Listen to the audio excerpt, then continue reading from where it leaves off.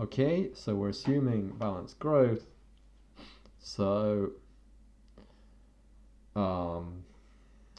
let me see. We've got, oh yeah, I was thinking of taking a shortcut here, but I think I'm just going to go through it but fast. K dot is sy minus delta k.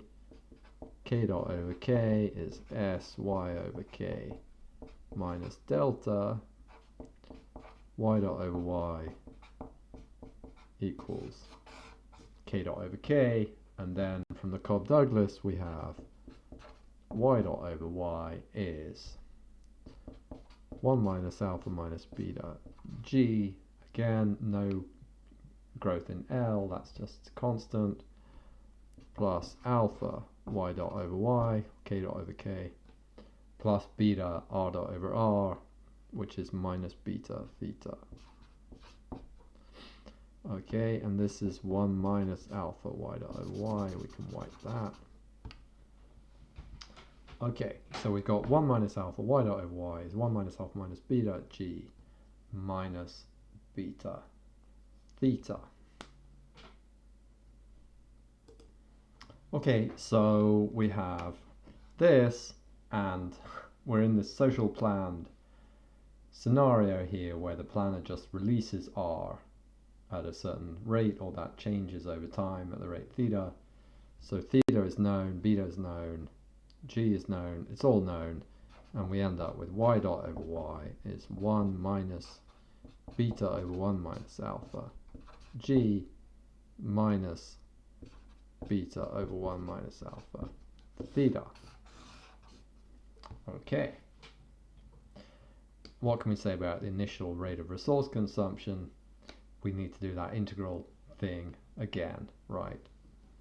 It's the same there, and we have now, what was it? S is r naught over theta, I think. Yeah, so the bigger r naught is, the bigger theta needs to be. That's what we got out of that integration before. Okay, so that's this planned scenario. But what about a market? Well, in the market, we know that WR dot over WR is the interest rate, which we can just set as fixed at rho, pure rate of time preference. And if we do that Cobb-Douglas thing, we set up the profit maximization problem for these guys, and so on, we end up with WRR is beta y. So you could look at the old video from the first video, or is it the second from this set, if you want to see that again. Set up the profit maximization of these guys, take the first order condition in R, and you end up with this. We know this, like with Cobb-Douglas, expenditure on the resource is a fraction beta of total expenditure. Okay, so then if we differentiate this with respect to time, we have WR dot over WR plus R dot over R equals Y dot over Y. Beta is just constant. WR dot over WR is just rho. So Y dot over Y is R dot over R plus rho.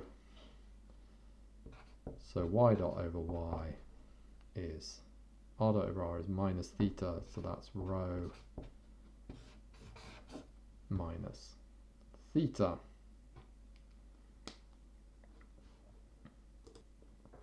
Yep, Y dot over Y is rho minus theta. We also know Y dot over Y is this. Theta is unknown, right? And Y dot over Y is unknown. So why don't we substitute for theta? So this tells us that theta is rho minus Y dot over Y. So if we put that in here, we get Y dot over Y is 1 minus beta over 1 minus alpha G minus beta over 1 minus alpha theta, which is rho rho minus y dot over y, so that would be plus beta over 1 minus alpha y dot over y.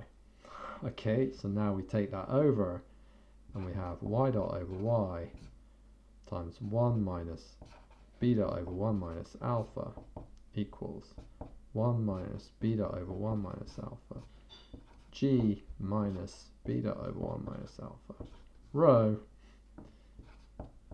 y dot over y is g minus, and this is 1 minus alpha minus beta over 1 minus alpha.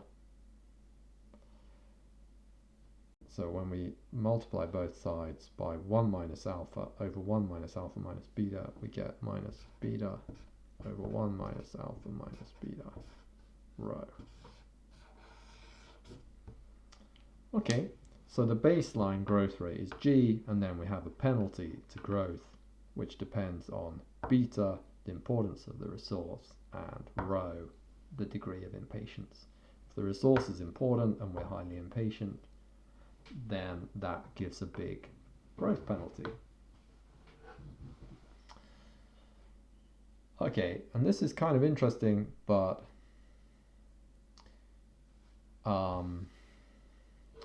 it's still not explaining, it's not matching observed data, right? So now we do get growth, but we still get declining resource use and steeply increasing resource price, which is we don't see in the data.